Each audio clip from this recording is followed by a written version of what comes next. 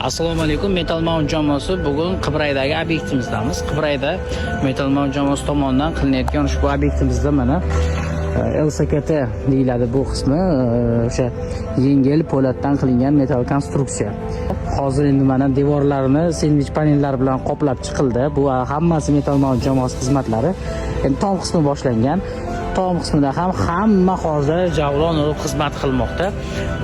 Xo'p, foydalar haqida sizlarga gapirib beradigan bo'lsam, birinchi navbatda hamyonbop, ikkinchi navbatda sifatiga ham javob beramiz. Bu har qanaqangi vaziyatda ham sizni o'sha nima deydi, sharmanda qilmaydigan, qor, yomg'ir bo'ladimi, og'ir yuk tushishi bo'ladimi, bu yengil po'lat troslar bilan tortilgan, ko'rishingiz mumkin.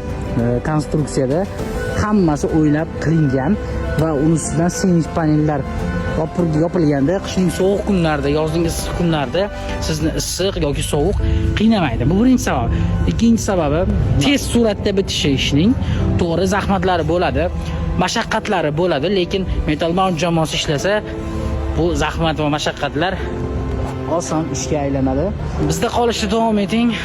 Xudo xolasa obyektimizni bitish jarayonlarini ham bitgandan keyin ham ko'rsatamiz. Metal Mount po'latdek mustahkam ishonch.